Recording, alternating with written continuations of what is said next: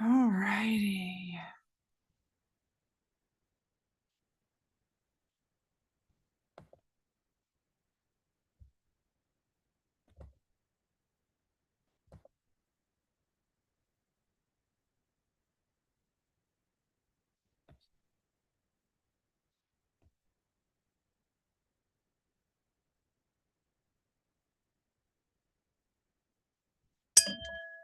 Hey there, friends. Can you all hear me okay? Loud and clear. Yay! I've got my Yeti microphone right here next to me. So, Wonderful. all right. Well, we've got 2 minutes. So, Brennan, thank you also for joining us. I'm so glad that you're here. So, I'm gonna let everybody else in. So, Dennis, before I let them in, I'm super nervous. I haven't done a live stream with this community yet, and I don't even know what I'm doing. So I really don't want to be like the main person talking, but Oh boy. can you help me a little bit? I sent the outline of Absolutely. kind of the topic. Yes. Some of the stuff like I'm not an expert on all things Cliff High, and I'm definitely not an expert on it was the 1100. That's the first I heard of the 1100 thing. The Project Um, 1000. Yeah. that's what it was. I can still speak on those things. I'm good at filling airspace. Yeah. So, Right. if we deviate from the agenda, is that okay? And Perfect. Perfect. okay, Yeah, no, then absolutely. then don't worry about it. We're good. And then we can even, if they happen to ask, are there questions that are coming through? Is somebody moderating questions that they'll be asking? I don't have a moderator. I didn't think about that, but that we Okay. will have questions for Will they sure. be coming through the chat? Yes. Yes. Up, then we'll all manage that. We'll be fine. Very good. All right. Well, I for one am very excited to be talking to everybody here. I brought my favorite beverage for the evening. This is my Wyman's blueberry juice. And Oh, I've learned that if not to take too much at one time because this stuff gets rid of toxins very fast. oh Blueberry boy. juice. So That that'll might be be my fun to do on the air and see how it goes for the next hour. that'll be my sipping stream. So all right. Uh, Looks like Derek's even joining us. so I want to say that I've already had two 4 ounce martinis. I'm going to drink a beer. I'm going to try to maintain a respectable drinking level tonight. I like the Fabulous, sound of that, Phil. fabulous.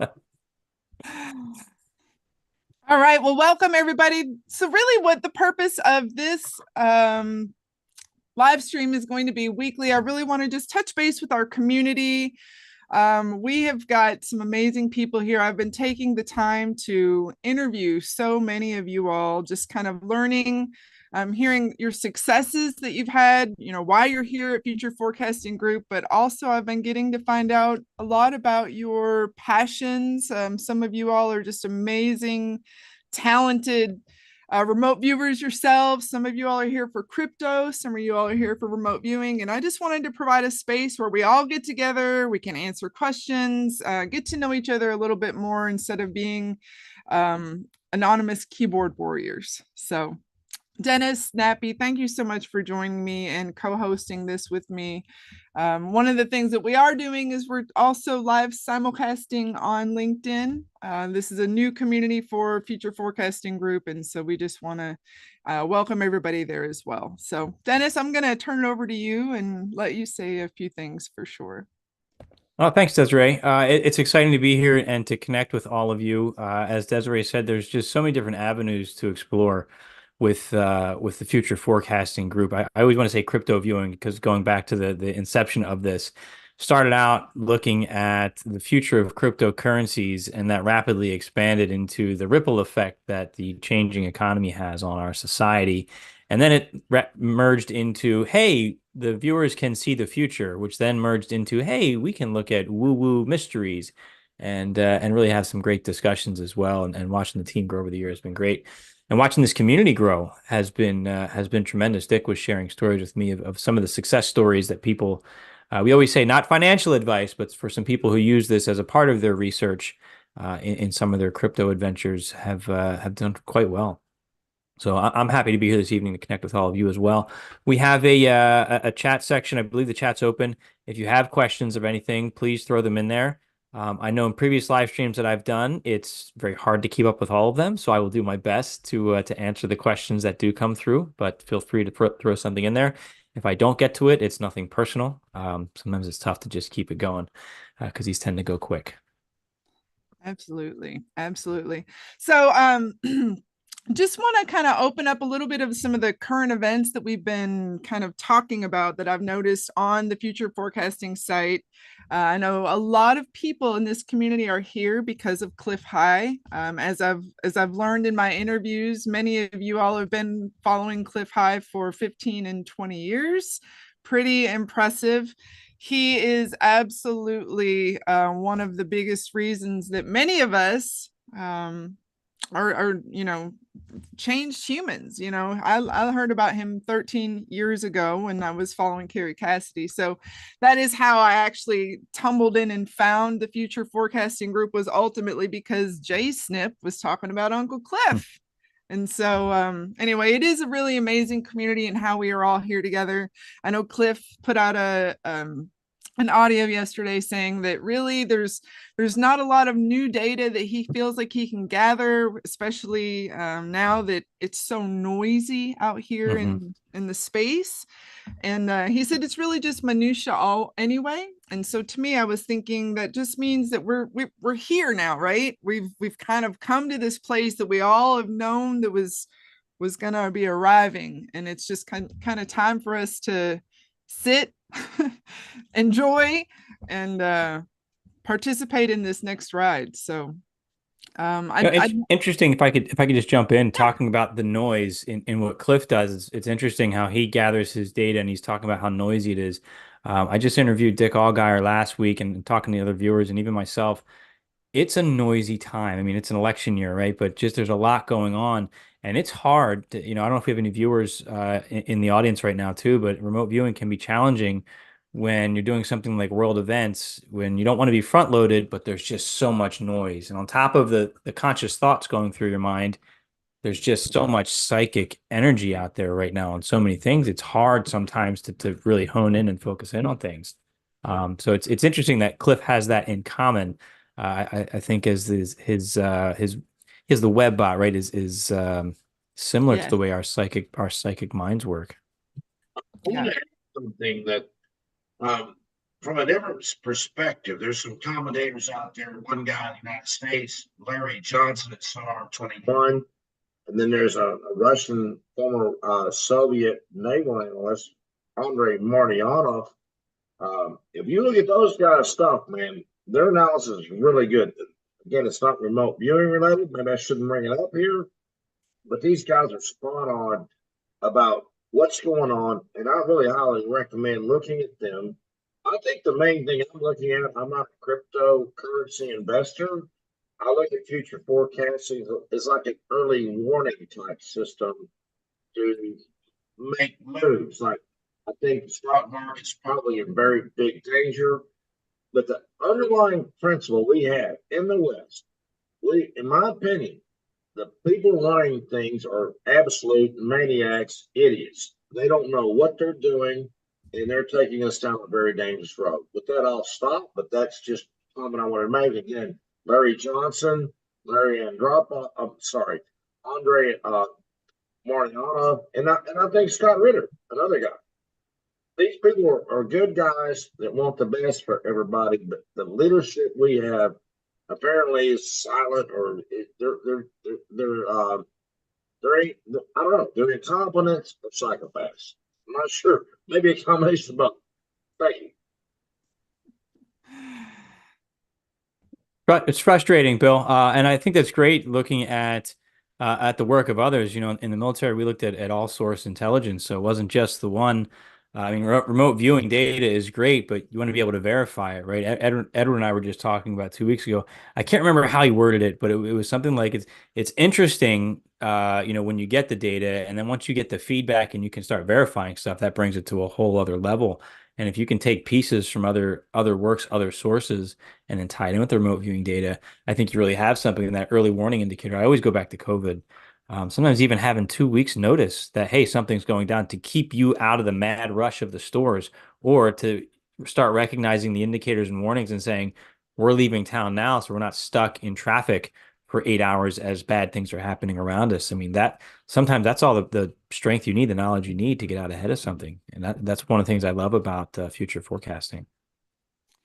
That, and also, on the financial markets, I mean, he gave us a whole week's head up. I mean, he was stressed out. I don't know if you remember that night. He called Dick in the middle of the night. He's like, I'm stressed out. Within a week, he predicted that the regular stock markets were gonna to take that nosedive, and as Dick says, every now and then they just gotta reset to zero, scoop all their chips up, and start again. And it looks like cryptos are taking off quite considerably again today. I think I saw $62,000 Bitcoin, so we're on the climb back for sure. Yeah, a good point. And just to piggyback on Marty, then I want to get to Maggie's question as well. What Marty's not using remote viewing. He's a financial analyst, and he's looking at numbers and trends and a wealth of experience in some of these algorithms that he has. Very insightful guy. For those of you that are new, there's some podcasts out there with Marty and I talking about some of his methods and some of his background. And if there's anybody new out here on LinkedIn that's not familiar with what it is that we do at Future Forecasting, we have just such a talented team with a variety of backgrounds, ranging from military to news media to education, all over the place.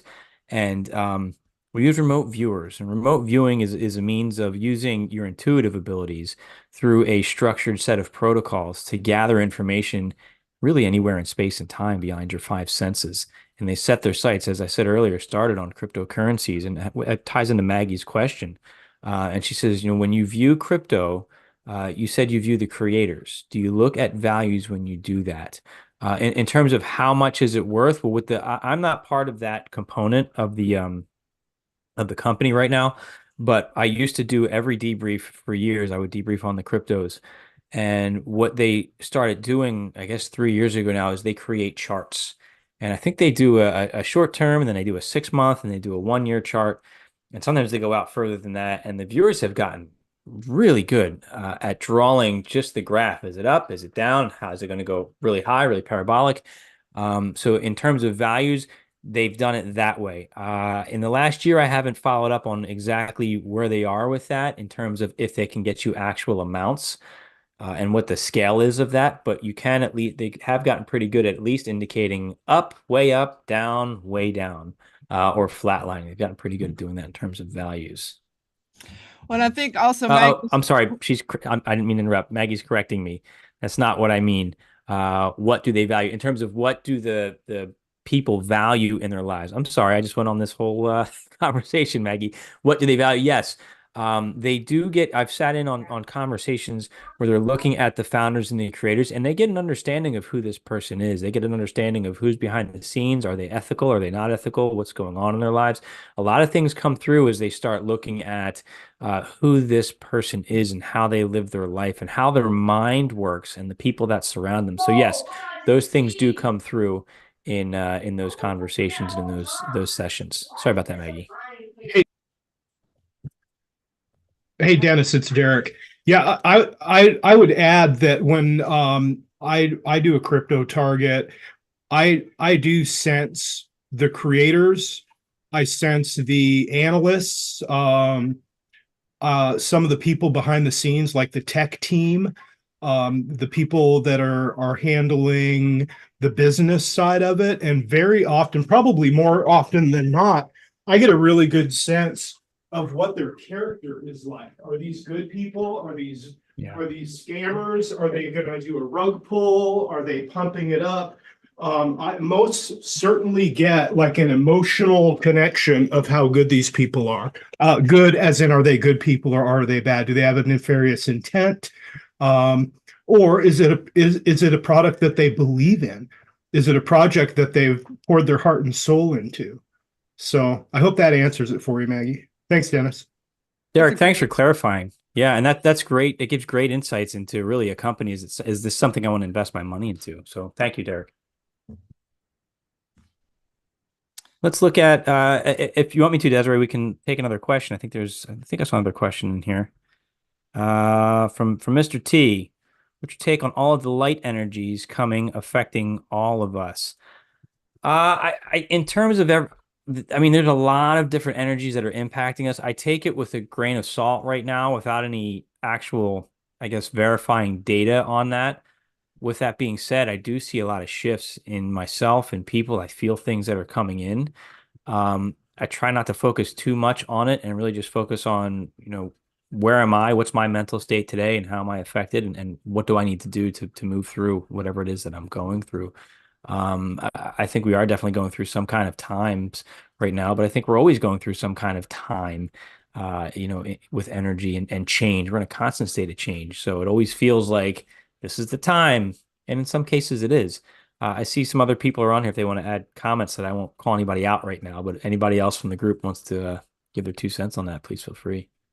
I would like to make a comment that one thing that really stands out to me, I mean, the quality of the folks here on future forecasting is outstanding.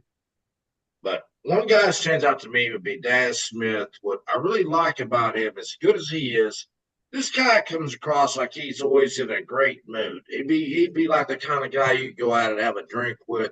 He's just never in a bad mood. He's just a really positive person. I want to say that for Daz. I'll pass that on to Daz. Daz is he's got a good heart, and he keeps us laughing behind the scenes too. Yeah, it's absolutely true and accurate. And I have to say the entire team, and I'm not just saying this to say it. I felt this for years, that we all just get pulled into this at the right time, and we gelled in such a way. Everybody's absolutely wonderful on the crew. We just fit, and then we just grew together. So every single, I can't say a bad thing about anybody with the company.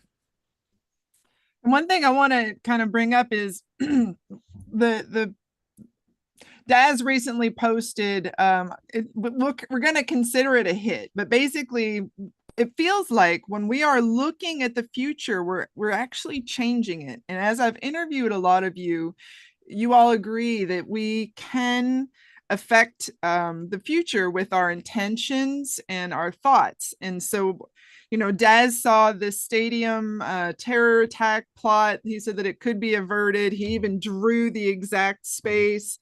Taylor Swift was going to be performing there. She canceled 3 of her concerts. So I wanted to open up the concept of, time is observed consciousness, right? And so how do you feel like we can change the future? Do we have just little things that we can do? Is it something, is our time set? Are there multiple timelines? Kind of open up a little bit on that for me, Dennis.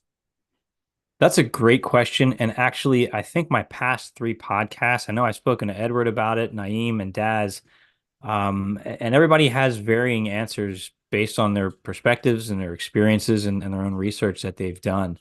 I don't have a definitive answer on it. I can only talk from my current experiences. That it seems, on one hand, it seems that the future is written, right? Because we're able to sometimes see into it. But what I've gathered from my conversations with the other viewers is that it seems like there's probable outcomes that could happen, and there's so many variables that go into, is it going to be this one? Is it going to be this one? Is it going to be that one? Is it possible that they all happen? I can't say it's not. I mean, Schrodinger's cat, right? The cat's both dead and alive and in between inside that box. My own personal opinion is I think we have a lot of different things going on. We don't hold the perspective to really understand it. I think sometimes through altered states of consciousness, we start to get a different perspective that gives us this. I almost think of it like this giant machine that experiences time in a much different way than we do. So if it wants to enact this piece in what we perceive as the future, it has no problems making these changes in what we perceive as the past to have this ripple effect through time. It's done in very subtle movements. Does that mean that there's some dark overlord that's manipulating everybody? No, not necessarily. This could be just the collective human consciousness trying to evolve as a species overall. And as we're collectively moving in one direction, we're impacting ripples throughout all of time.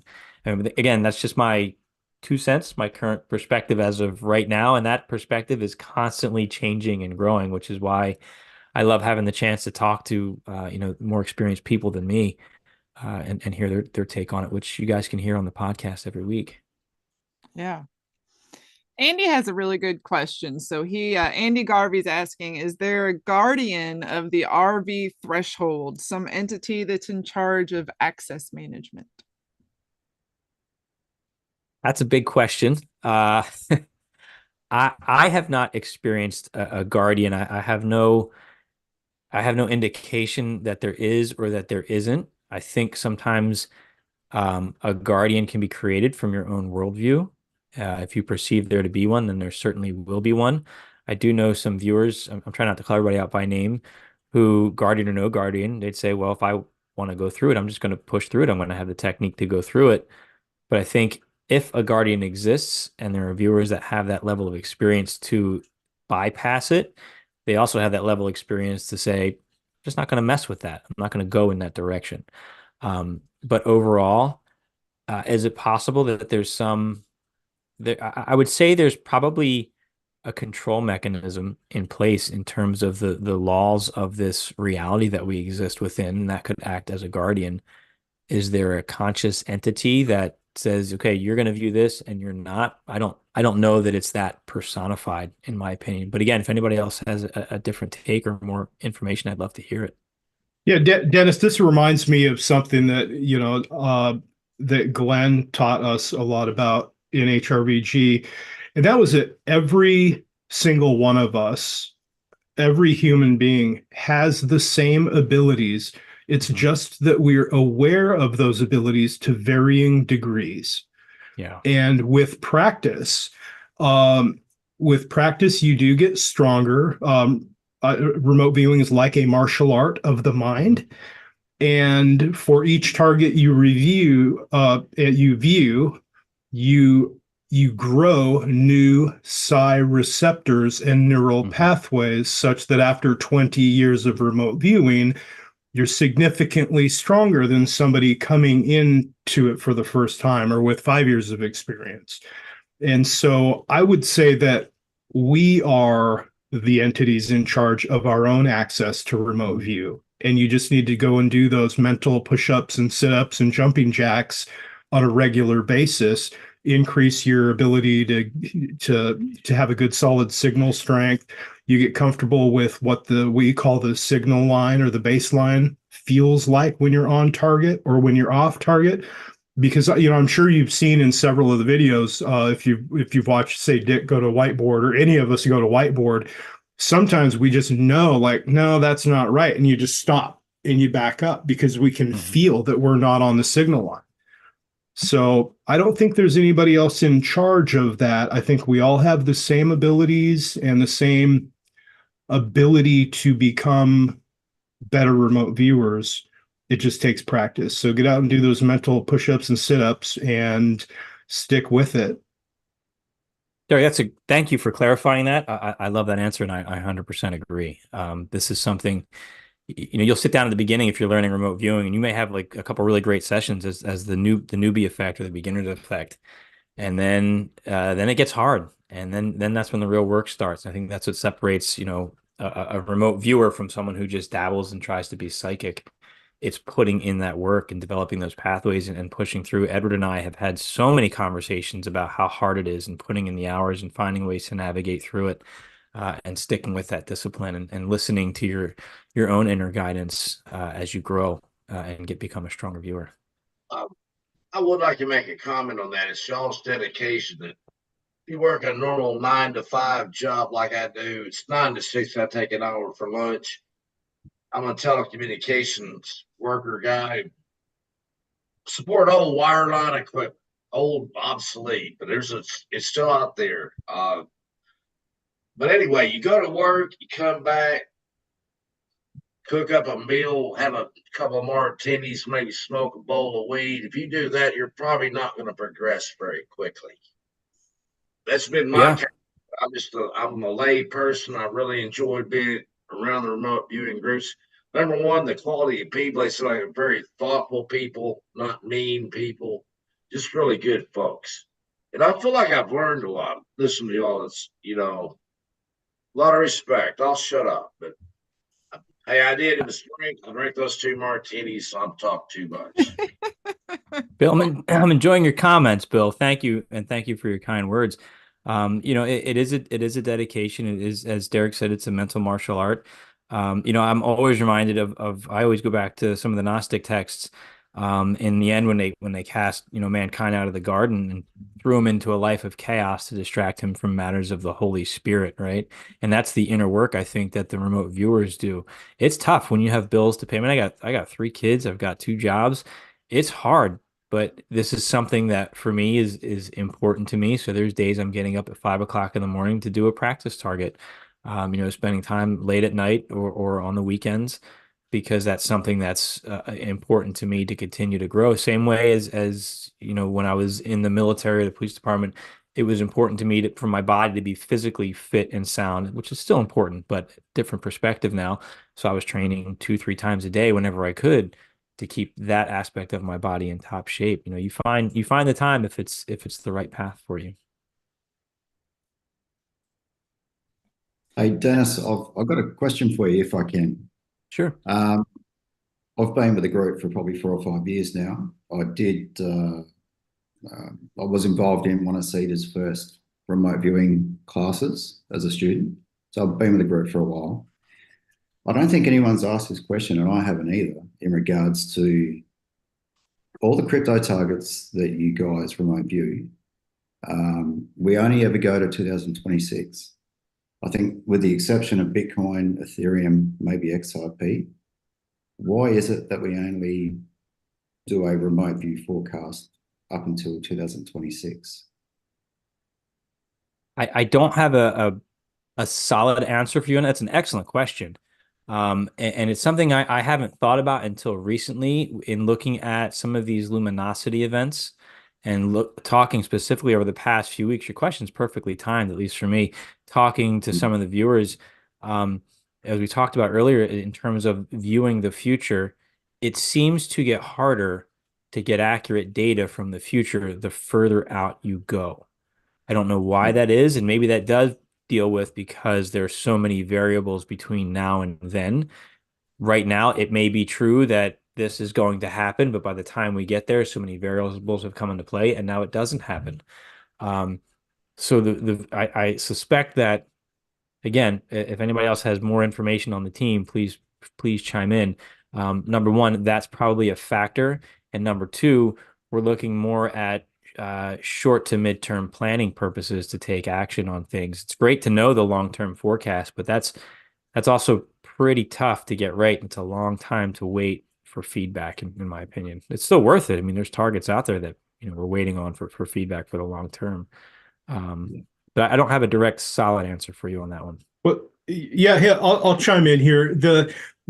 What I think we've found as a group, team of viewers, is that up to 90 days, you can get pretty good, accurate, solid data consistently. And anything beyond that, the number of variables, like you said, Dennis, is the number of potential things that can happen is approaching infinity. And it's like the butterfly effect, right? Something can happen on the other side of the world that has no bearing on any of this, and things can change. And so, I think Daz's target data about the concert hall and that thwarted event is a good example of that, because he saw a potential, but he also felt something where, well, wait a second, that might not be locked in yet. Because most of the time when we're viewing a target, I have a really strong sense that, look, this is etched in stone. This either happened or it will happen. And then sometimes you do get a good strong signal that not sure if this is going to be a positive outcome or not. That's a great point. And Daz sees that a lot. I've seen a lot of sessions where he goes, actually, I feel this possibility or this possibility. He'll call out different alternatives. He says it hasn't solidified yet in which direction it's going to go. So great point on that, Derek. Eric, I saw you were Edward. I saw you were unmuted. I'll give you the floor if that's where you're going for it. Oh, you're not. I just put him on the spot. Now you're muted. Oh my goodness. I'm sorry. I didn't mean to unmute. Hopefully my cat didn't meow too loud. No, I didn't hear you. But anyway, greetings to the great Dr. Reardon. It's great to see you, Edward. I'm glad you're here. Hello, everybody. Sorry to put you on the spot, buddy.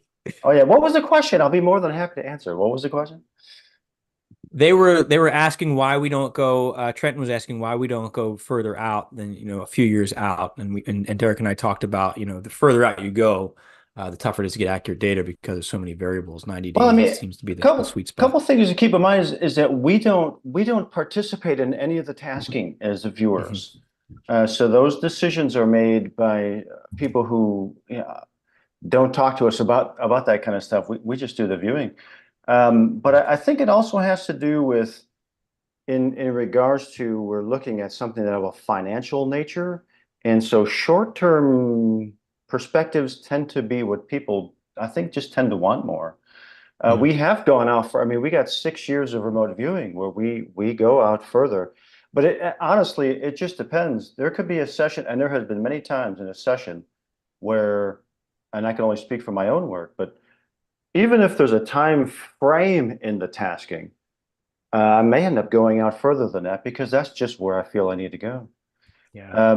But I do have an opinion about the future that I will share with you. It is a theory, though. I don't deal in absolutes because we don't know the absolute on these things. But my theory on the future is that it is solidified already. And that is not to say that we don't have any free will. My theory is, until my theory changes, and it could very well change at any given moment, is that real time is moving much faster than our perception of real time. So we're basically experiencing the wake of real time. So I am of the opinion, very strongly of this opinion, that the part of ourselves that is moving in real time has made the decisions already. We're just the last ones to know. We're moving very slowly. And even if we get a prediction that doesn't come to pass or something along those lines, in my opinion, it's more than likely our misinterpretation of it in that given moment that we were attempting to remote view something. And that's kind of how it tends to happen.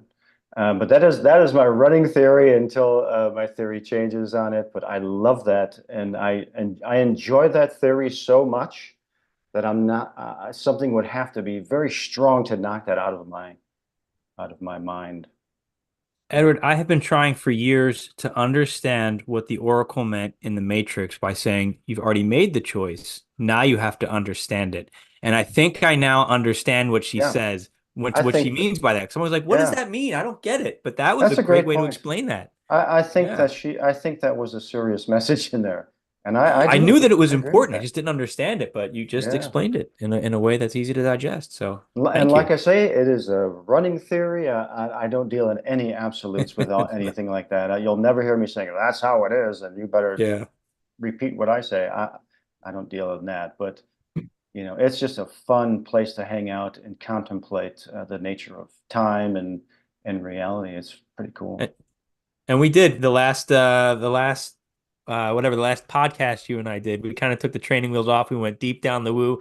We gave lots of disclaimers, just theories, just having some fun exploring the esoteric realm, and that was a lot of fun to go off. So again, you can look for that. I don't know if that one's out yet or not. I love the unscripted stuff. I never like to script anything.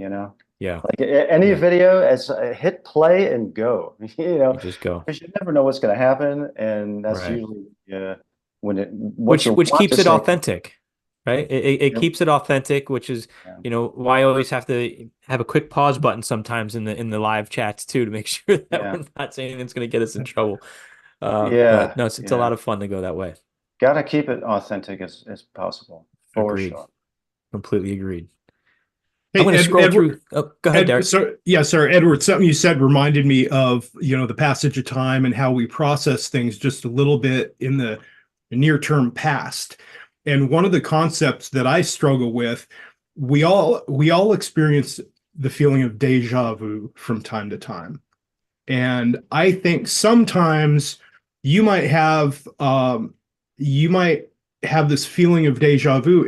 And I've wondered, is that us for just a split instant hitting the signal line of what really is happening on the edge of time, instead of, because even as I'm talking right now, it takes like milliseconds, hundredths of a millisecond for my words to come out, for your brain to process it, for you to respond. But every once in a while, when you get that feeling of deja vu, are you actually stepping up right onto the tip of the spear where time is just breaking?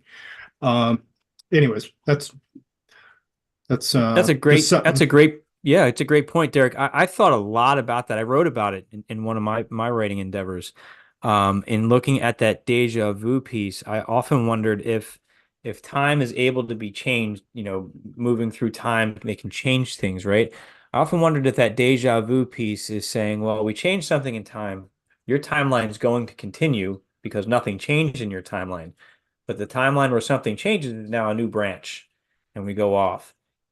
So it's a copy of this timeline that's identical all the way up until the point of change. At that point of change, it starts the new timeline just a few seconds before the change happens. And that's when you have that deja vu going, I remember this because you're on now the new timeline, if that makes sense. Something I like to think about sometimes. And sometimes when you remember and have that deja vu, you do sometimes get an opportunity to make a different choice. Yeah. So to wrap this up, I want to recommend a book for anybody interested. It's called Future Memory, and it's written by one of the old remote viewing gurus, Skip Atwater. Oh, okay. I haven't read that one. Future Memory. Okay. I'll look for that. Thanks, Derek. Yeah.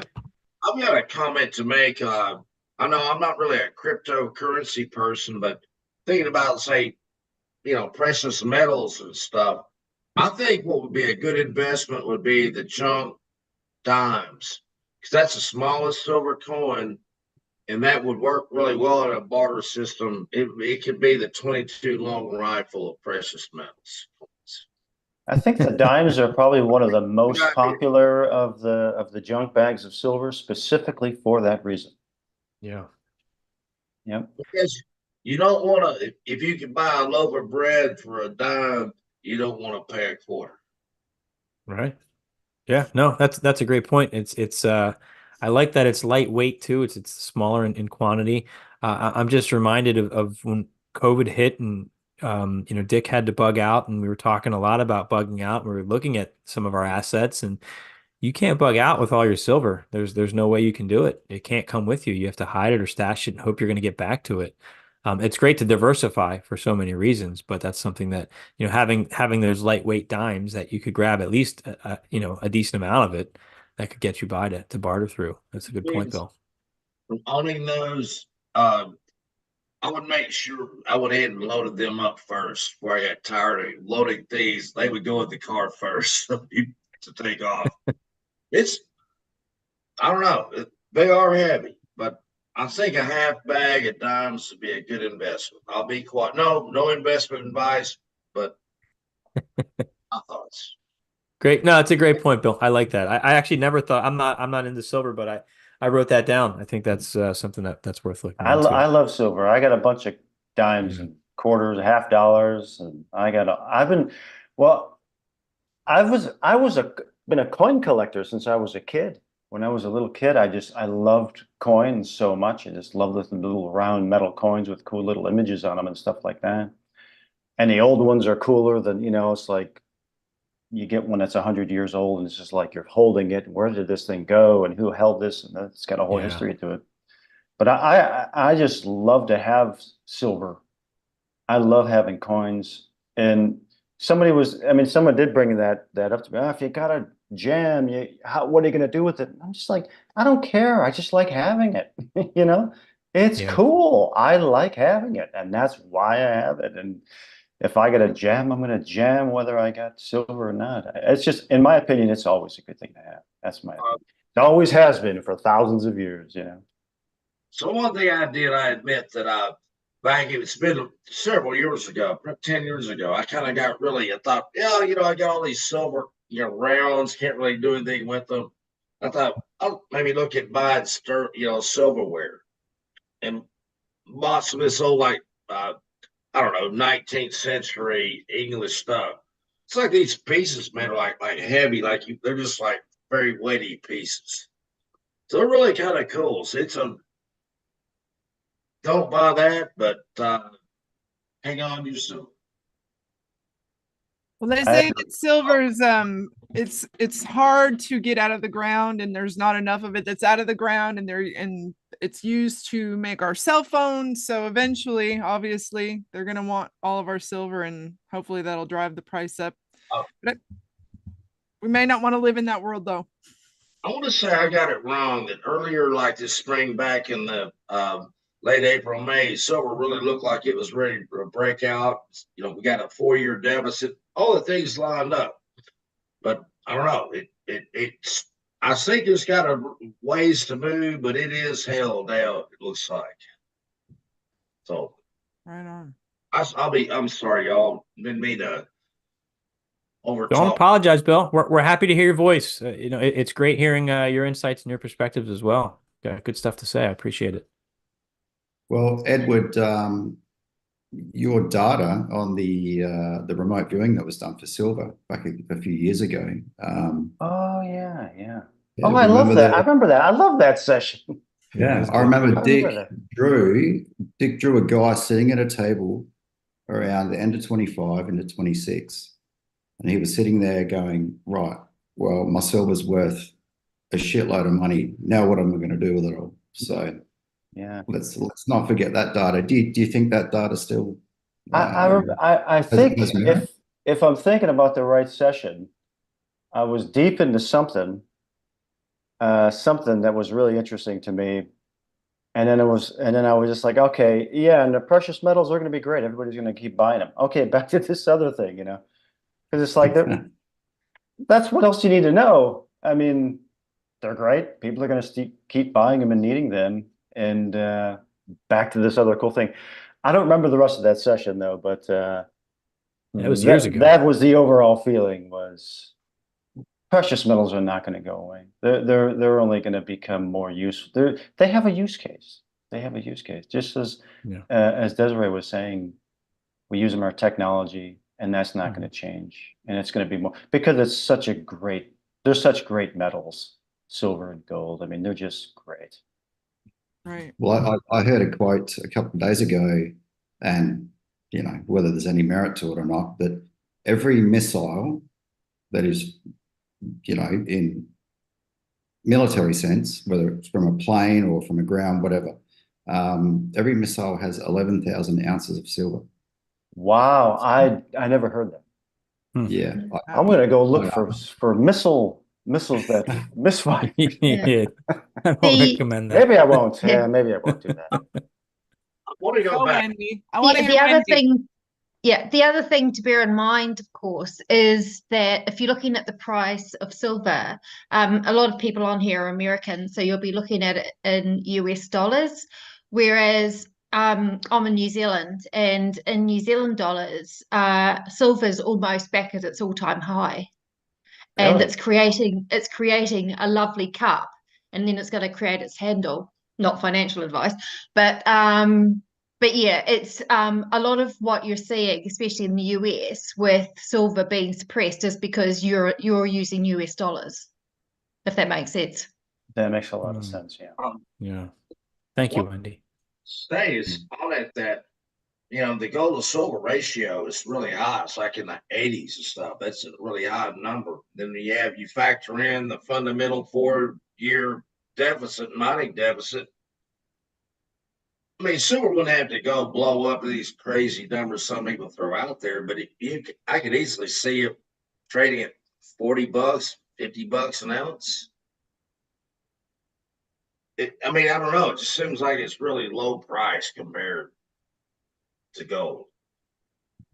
It definitely is. Yeah. It is heavy. I want to say I keep saying the last name, but yes, it would be heavy. Like, man, I had to haul this big bars of silver, put it in the back of my trunk. But it'd be kind of like, I'd say it this way. You wouldn't leave your ammo cans and 9mm ammo either. You just load them up at the same time when you had to move to a new location. Right. Try a little humor, dark humor.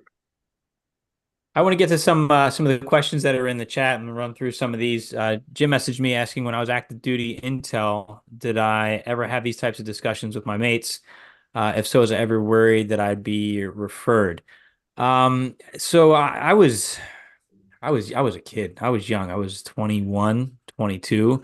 I was just starting to dabble in things like astral projection. I remember when I deployed, I did have some notes that I was taking, building one of my journals, recording these things that I kept very hidden.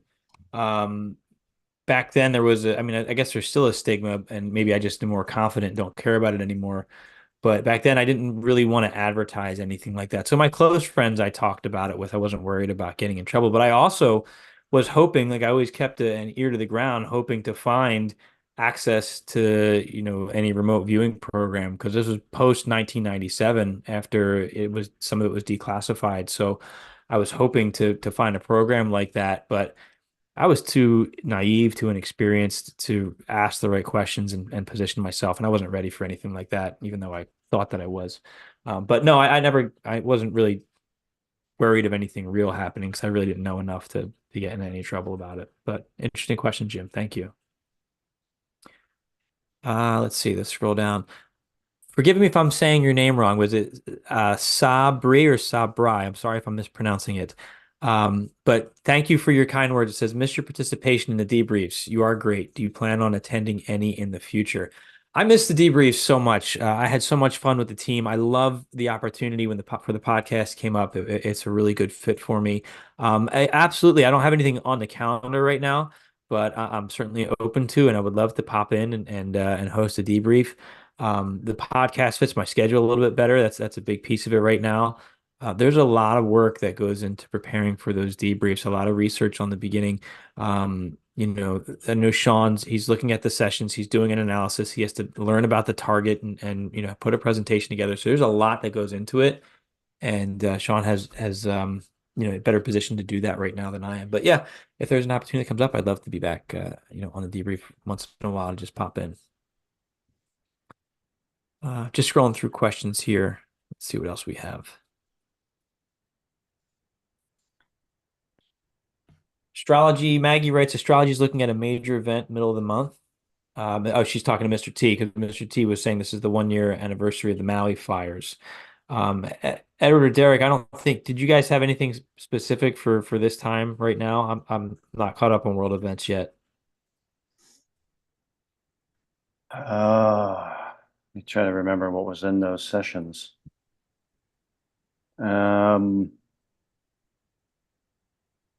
DNC drama at the DNC. Yeah. Kind of that's low-hanging fruit. Yeah. But that did come in. I have to go. Let me go back and look at this session again. I don't think you guys had anything. Derek has something. Yeah, I just opened mine. But first, did we publish this yet, Edward? I don't think this has been, or Yeah, is it online? ones. Yeah, it goes out. I'll just real quick. I did look 17 pages, so I got explosions, populated areas, significant fire damage, casualties. This is not a war zone, but an attack planned.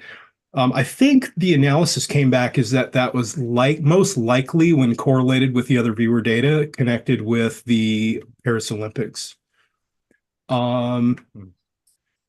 And also seeing people huddle down for protection from rioters, violence. I think AOL was Western Europe feel, also connected most likely with the Olympic stuff. Oh, and then Edward, we had the satellite thing floating in the water, the down satellite. A couple of us got the. So it's really interesting, some of the things we see. But it's like what an intriguing twist of the blade when several of us see the same thing. Yes. Yeah. And let me just see here. Yeah, politics. Oh gosh, Putin. Yeah, nothing. Definitely nothing related. Nothing that I think would connect to anything Maui like. Couple of war zone things. Politics, space. I saw actually a vessel launching a missile in what's the sea around Ukraine? What sea is that? I don't know what ocean or what. Sea of Azov. Yeah, so I heard that the Ukrainians sunk a Russian sub, and I'm wondering if the missile that I saw was them shooting at that and seeing it. And then let's see, politics. Nope. Yeah, I would say nothing as significantly bizarre as the Maui stuff. Yeah, and the Maui stuff was interesting thanks, Derek. When the Maui stuff came out, we were looking at Dick had tasked the team to look at Hawaii. He wanted to see if something, specifically Oahu, I think, because where Dick's home is. And we were looking out a few years. I don't remember specifically what the tasking was, but it was to see what's the state of Oahu to see if, is it still going to be there? Is it going to be a safe place for Dick to stay? And I know at least Daz, when we went back, and this was beyond 90 days out, when we went back and looked at Daz's data, that the Maui fires had nothing to do with Dick's tasking. We went back and we looked at Daz's data, and he had people in the water. I think he had fire in the water. He had some pretty that's what I'll say here publicly is that's worth going back to review to look at Daz's session from that one. It was a good one. Yeah, and I had the land grab element of it, where they were signing over the rights to land, which was a big part of the story for that. Why the fires happened, what they were accusing certain people of doing, and why they wanted kind of why they wanted the land and all that kind of stuff. So yeah, and I think that was like 2 years prior to the event. I think we did those. It might have been, yeah, it was a ways back. Yeah. And that's one of those I guess we can't call it site memory, right? Because it was in the future. Well, we can argue that all day long, but it's one of those luminous events, I think, that comes through in that location. Dennis, I would venture to say, and I'm going to use a real quick analogy here, like the 9/11 target that we worked at back when it was HRVG. So here's an analogy. You see a pond that's glass calm, and you draw a line straight across from that pond, and you throw a rock in the pond, and it creates ripples in every direction. Everything on the north side of that line is present into the future, and everything on the south side of that line is present to the past. So when a significant event occurs, it is possible for the metaphoric ripples in the pond to move back in time as well. So my point being is that it goes back to the book that I recommended everybody, Future Memory. It is possible to remember, and this is going to sound crazy, it's possible to remember what you did in the future to resolve your way through a difficult trial, tribulation, difficult situation. Ask future you how you dealt with the thing you're confronted with, and you might access the best case scenario for yourself.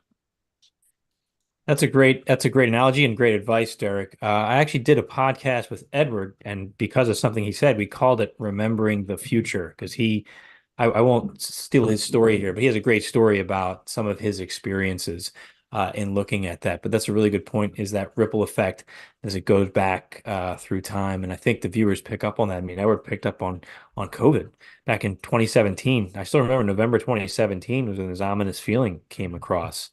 And he just started to unpack it. He picked up that ripple coming back because, as we said earlier, the more you practice and train, the stronger your remote viewing muscle gets. And he detected it, and then he unpacked that signal and was able to put something fascinating together. Luckily, because like I told you, and when we talked about it, I could have easily have said, "Oh, that was a weirdness.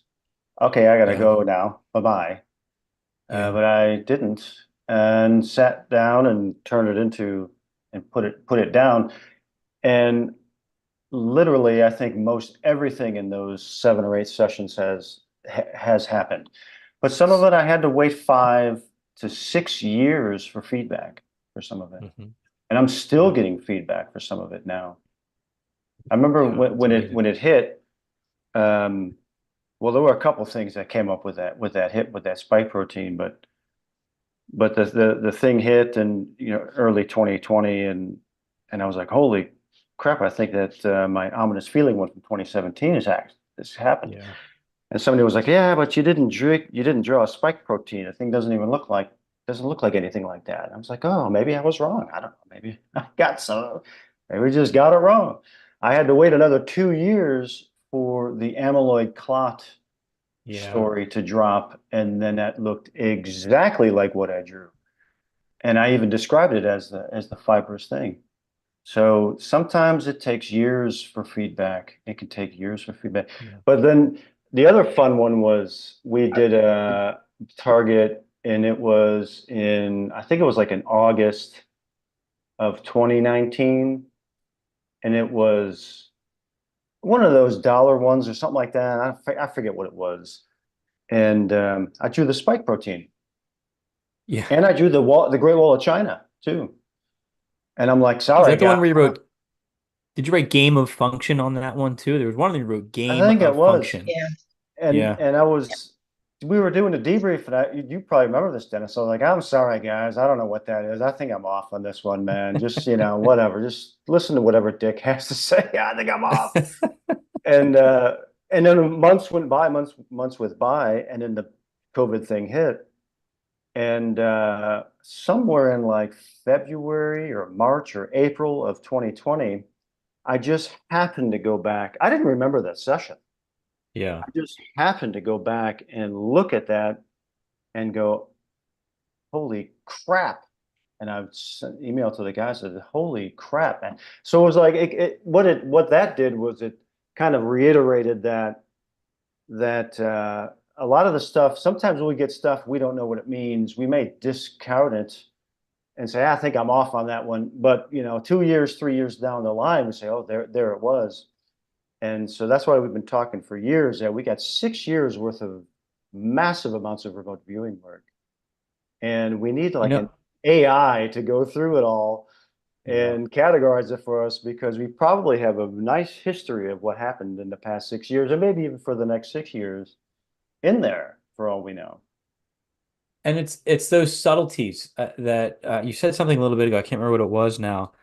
But in the session itself, it's so subtle. And then when you go back after the events happened with feedback and you really watch it and you pull out those little comments that you made, those tiny data points, they actually end up being very big things and very insightful things, which can sometimes tell us things like intent, or it could say, oh, maybe this wasn't a natural thing. Maybe there was something more behind this, or maybe this was more pre-planned. And sometimes it's just a tiny casual comment that seems to have no bearing on whatever the target was.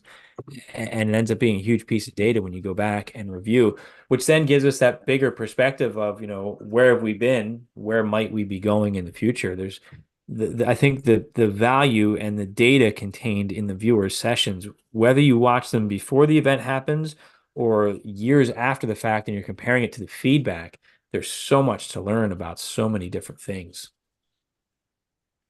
100%. I wanted to ask a question going back on the Maui fires incident.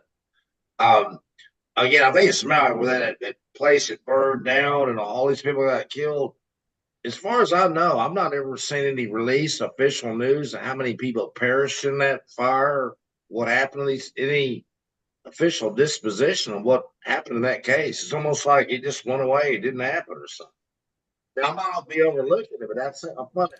They actually did settle. I believe it was yesterday or the day before. It was a $4 billion settlement. It sounds like they were caught red-handed and they have decided to, make some reparations. But there was just so much foul things that happened in that whole instance. I think they still say there's about 800 people that are still missing. They don't know where they are. What about all the children? What happened to all those children? Yeah, but what's the deal with it? I mean, it's like there's no official, okay, here's what we found. This is a settlement to get this done. It might be out there. I'm sorry, I didn't mean to say it's not, but it's just everybody's like forgotten about it or something. I don't know. They need to square up what caused those failures, a whole analysis of that disaster. So, well, how many times have we had an assassination attempt or a murder, and we didn't know. I mean, we always know the bullet casings, what size bullet, what type of gun. I mean, all of this information nowadays is just being, tossed around like they're inept. They're not inept. They're just complicit, and they're hiding everything. Personal opinion. But yeah, it's the news nowadays is not news. I mean, they are not sharing the truth anywhere. That's why we have a great community here at Future Forecasting Group, where we can discuss possibilities and come to our own conclusions. The I think news, that's go ahead, Trent. I was going to say, the news is just Operation Mockingbird. Still would say- alive and well today. Yeah. Simple as Yeah. that. I would Yeah. say the conclusion is that we're run by a bunch of crooks. That's all. I think there's Dick and I were talking about, what the news industry was when he was in it, and how he was telling me if I ever gave my opinion, I would be fired for giving my opinion and reporting the news, and how much it's changed. And I think there's so much value in, we talked about the noise at the beginning of this conversation, being able to disconnect and to reconnect with your own voice, to your own self, to say, oh, this is me. And then you start to see those external signals and those external influences and the impact they have on you. When you're submerged in that noise all the time, you start to gravitate in different directions of thought, right? Different thought patterns start to come about based on what's around you.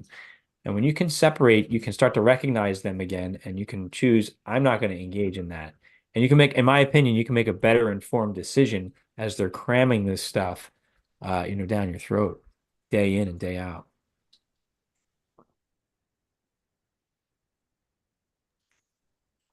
Well, we are coming up on the top of the hour. So I really just want to thank everybody for joining us on our first Sips Thirsty Thursdays. I've got my blueberry juice, and I hope everybody has enjoyed their own beverage.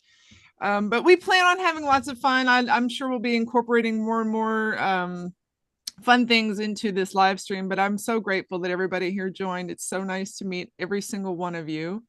And I'm gonna sign off on my side, but Dennis, why don't you have the last word for us and take us out?